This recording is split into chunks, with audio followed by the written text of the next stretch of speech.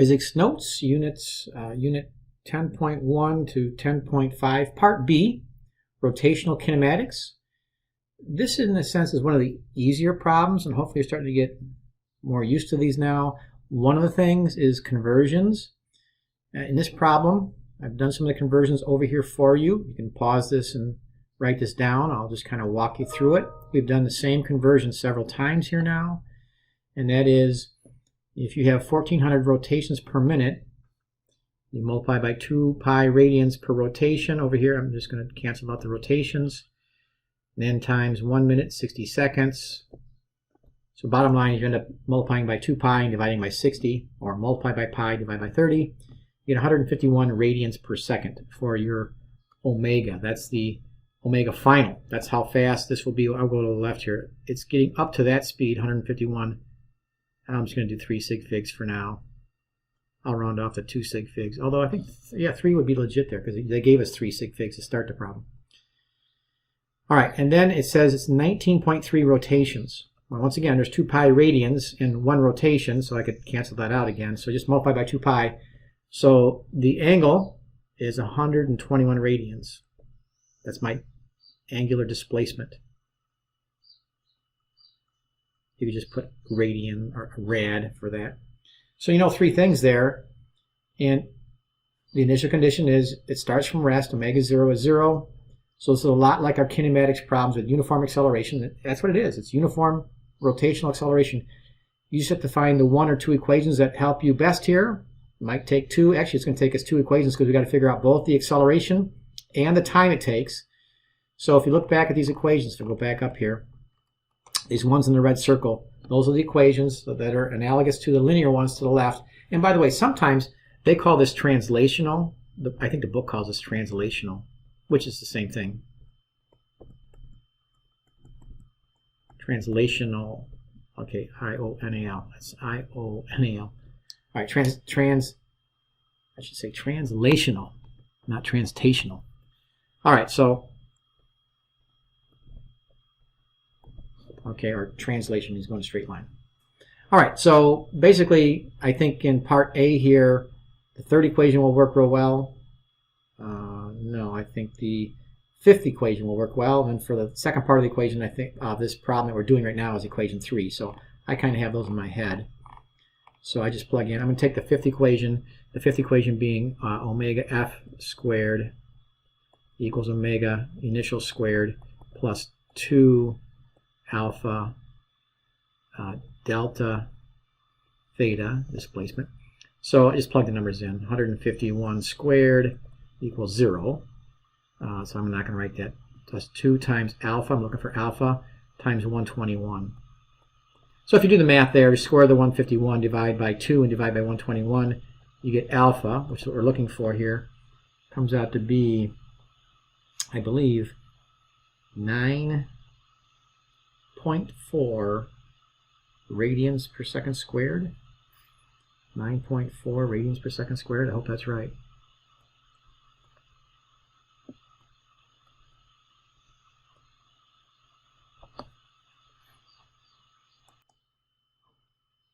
So, sorry, that's 94, not 9.4 radians per second squared for part A. And then part B, just use that third equation.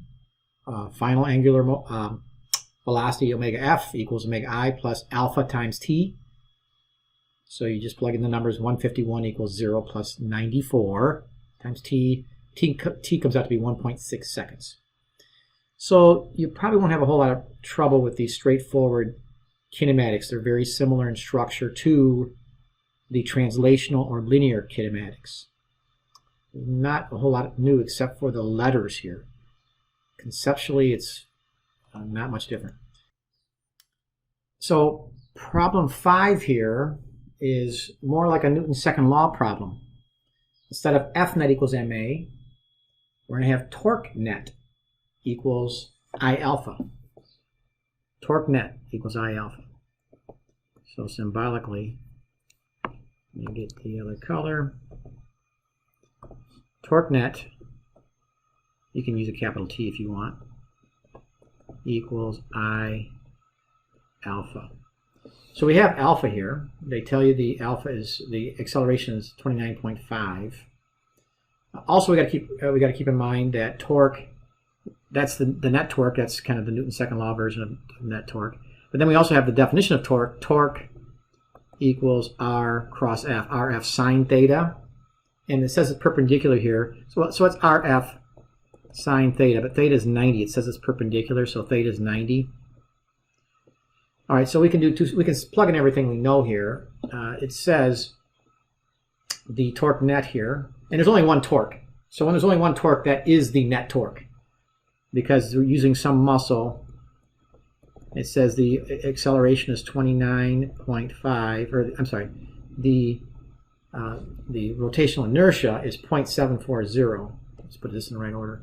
The rotational inertia is 0.740, 3 sig figs, times the acceleration, which is 29.5. Double check those units. Let me look at those. Radians per second squared, good.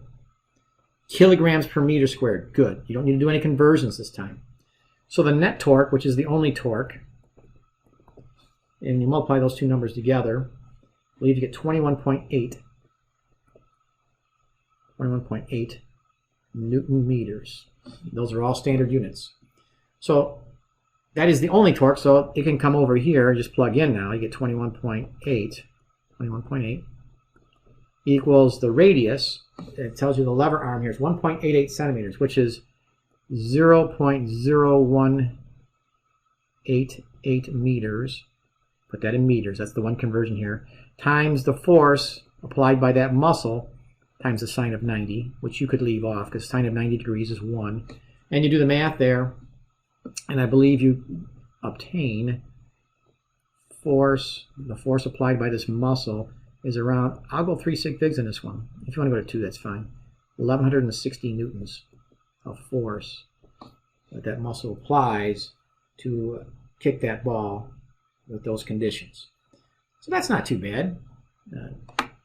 That's a F net, or torque net, equals I alpha problem. All right, let's go to this one. And here we have a gymnast who's going through some kind of maneuver where they're jumping into the air and spinning like a tucked-in ball shape. That's what it says. 5 foot 2 inch tall gymnast with a mass of 45 kilograms basically jumps into the air, tucks in like a ball, and spins.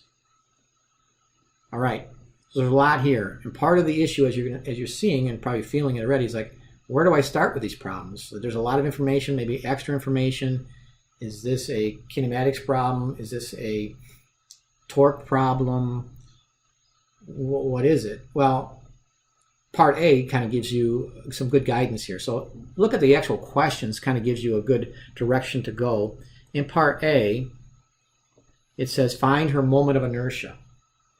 And some of the clues here are, it tells you the geometry of this person. They're tucking into a ball. So you have to, basically, it talks about, it says, assuming that this ball shape is very similar to a solid sphere. So if you go way back to this chart with like all the geometric configurations, here's the solid sphere.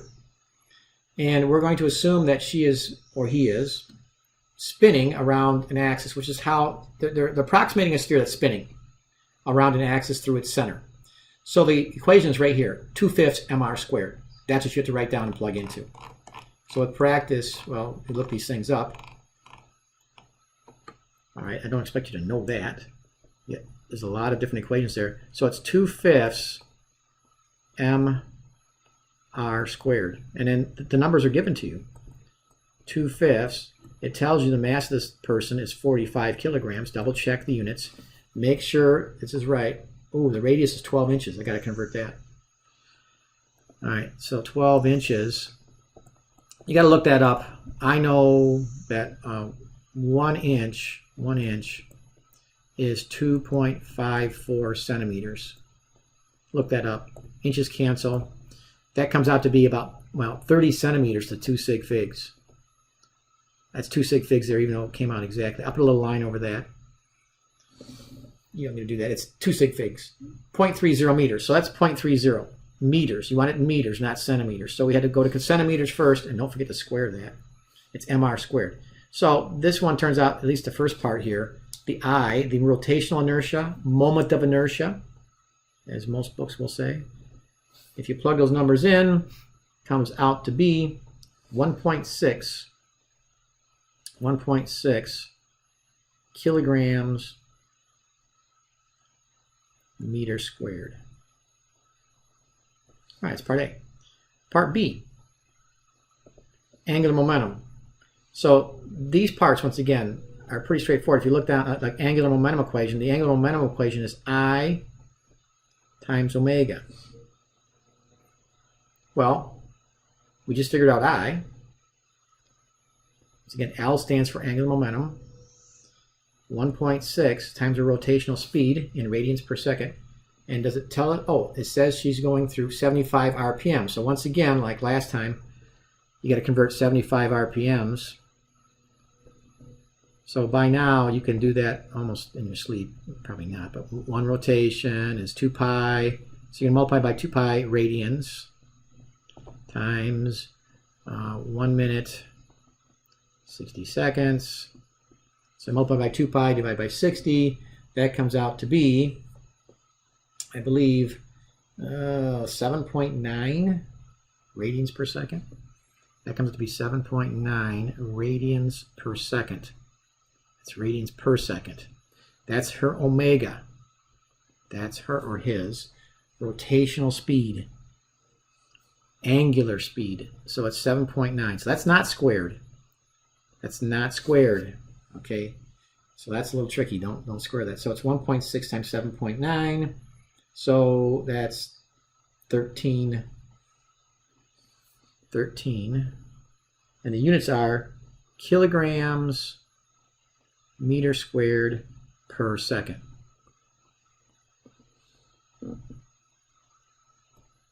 Okay, because the I value, the rotational inertia, is kilograms meter squared. That's where the kilograms meter squared comes in. And then the 7.9 is radians per second. You can, here's the other weird thing about radians. You could put the radians in there too. You could say kilograms meter squared radians per second.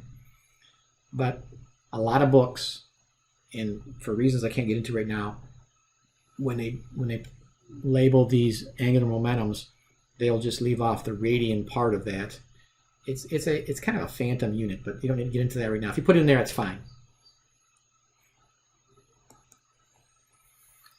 So yeah, parts A and B were fairly straightforward. It just says find the moment of inertia. Part A. Part B, find her angular momentum. Now, once you get to the angular momentum part, most of the time you're going to be thinking conservation of angular momentum. Not always, but here's a situation where she was tucked in and then she's going to untuck. All right?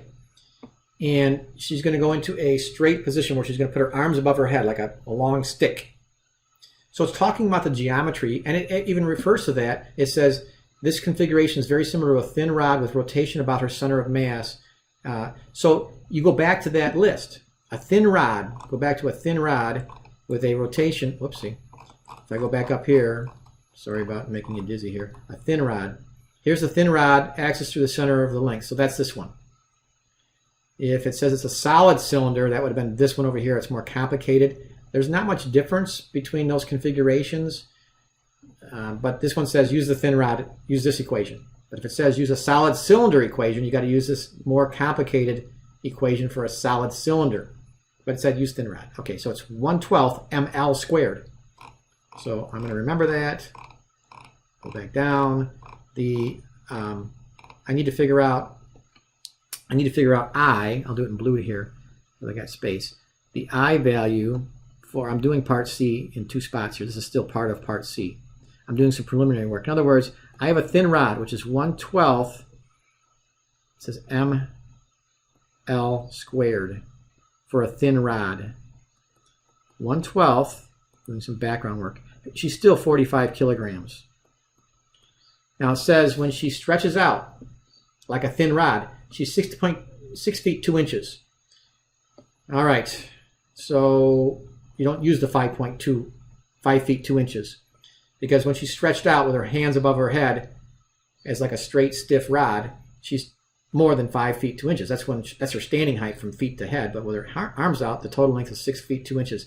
So 6 feet 2 inches, 6 times 12 is what, 72 plus 2. 74 inches. 74 inches times the 2.4 times the 2.54 inches. That's 2.54 centimeters in 1 inch. Sorry. So you do the conversion there. 74 inches converted comes out to be, what is that? 1.9 meters. It comes out to be 190 centimeters. 190 centimeters. So that's 1.9 meters. All right, so that's going to be important here. Go down here. That's her length, 1.9 squared. So the current rotational inertia, when she's in a different position, she's no longer a ball. So the clues were, it's telling you about these geometric situations. That means you're using these equations. Those are the clues as to why I know that I got to use this equation. But if I plug that all in there, I obtain 14 kilograms meter squared for the rotational inertia in that configuration, which is different than it was before, because her mass is now in a different geometric scenario. Okay, now I'm going to go back over to the deeper concept here, and that's the conservation of angular momentum. And when you get to these conservation of angular momentum problems, it talks about momentum and they're changing configurations. Almost every time you start off with L1 equals L2. L is angular momentum in the two different positions. Position 1 is the tucked in, and position 2 here is the spread out. I think you have one like this as an ice skater is another famous example. I think you have one of those for homework. But bottom line is, because, I'll circle this, this applies, what that means is I1 omega 1 equals I2 omega 2, where I is rotational inertia, because L is I times omega. So I've just substituted those things in, and I know 3 of the 4 things. I sub 1, rotational inertia sub 1 was 1.6. Her initial rotational speed, what was the initial rotational speed in the first case? It was 7.9. 7.9. Actually, I know already what, if I multiply that, I get 13. I already know that, but I don't need to multiply it yet. But I sub 2 is 14, and we're looking for omega sub 2. So there you go. So you're going to have basically 1.6 times 7.9 is the 13, divided by 14. So omega sub 2 here comes out to be 0.93 radians per second. And that is her new speed. Just for practice here, let's convert that to RPMs. So that's kind of going backwards. We haven't done one of those yet, but how do you convert that to RPMs? Well, I've mentioned it before. You could take the shortcut, but I'll write it out. It's 0.93 radians per second. I'm going to go to RPMs. All right, so I know that one rotation is 2 pi radians. So now I'm doing the opposite because I want the radians to cancel. I'm doing the opposite of what I did when I did all the other conversions, as I mentioned before. And I have 60 seconds in 1 minute, because now I want to cancel out the seconds. So now instead of multiplying by 2 pi and dividing by 60, I'm multiplying by 60 and dividing by 2 pi. And that comes out to be 8.9 rotations per minute, which is like, it's really slow. It's slow enough for her to regain her composure and then land, because it slows down her spin. So when you tuck in, you spin fast. That's what high divers do. That's what ice skaters do when they tuck in or bring their arms in. You can spin fast, but when you spread out, like a diver, they spread out before they go into the water for a couple of reasons. It's a better way to enter the water, but also it slows down your rotation. When you slow down your rotation, you can maintain a particular orientation to land. In this case, this person will land on the ground on their feet, hopefully, and it will look graceful. Okay, the last thing we do here is we have to do part D, the kinetic energy for both the situations. So once again, it's a straightforward plug into the kinetic energy formulas. I will need to erase a few things here, so write some things down, pause this, because I just need to do 2 plug and chug calculations for kinetic energy, angular kinetic energy.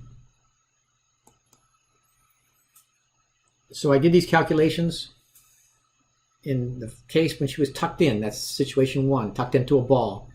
The rotational inertia was 1.6, that's what we did in part A, times her initial speed, which was given, rotational speed, in radians per second. Let's make sure it's radians per second, which it has 7.9. Square that. It comes out to 2 sig figs, exactly 50. That's why I put a little line there indicating that's exactly 50 joules. Kinetic energy comes out in joules. And then for the second situation, she has more inertia. That went up by quite a bit, but her speed went down by the same reverse because of law of conservation of angular momentum. Her rotational speed went down to 0.93. You square that, so she has a lot less kinetic energy now. So where did all the kinetic energy go? It goes to heat and so forth. A couple of interesting comments on this. Oh, I also meant to say that you didn't need to figure out the RPM rate for her. I just showed you that as an example. That was extra information. But also here, didn't ask you for this. What if she was spread out and then had to tuck in? Because you also could do that. That's how she gets going faster. So when you spread out, you go slower. When you tuck in, you go faster. So to do that, if she did have to do the reverse, she would have to put energy in. That's where her energy input. She'd have to put in about 44 joules of energy by exerting muscular forces. So converting chemical energy in her body to do work, to add that energy to the system to get that speed up. But she doesn't have to do any work. It kind of naturally happens that it's easier for you to go back to the stretched out position because it doesn't take any work on your part. The energy goes into heat. Another interesting application of this, if you've ever been on one of these kind of rotating platforms in a playground, and when you go in, if you pull yourself in, or anything that's spinning, if you pull yourself in, you go faster, and if you put yourself out, it goes slower. It's the same thing because your angular momentum stays conserved. When you put yourself outward, you have more inertia, more rotational inertia, moment of inertia. So that's like this situation here, like when an ice skater puts their arms out, or if you go out, if you increase your radius and your rotational inertia, your speed goes down because this goes up, that goes down, for the example of the conservation of angular momentum like I showed you in part C. I've erased that, but so all that comes into play with rotating systems.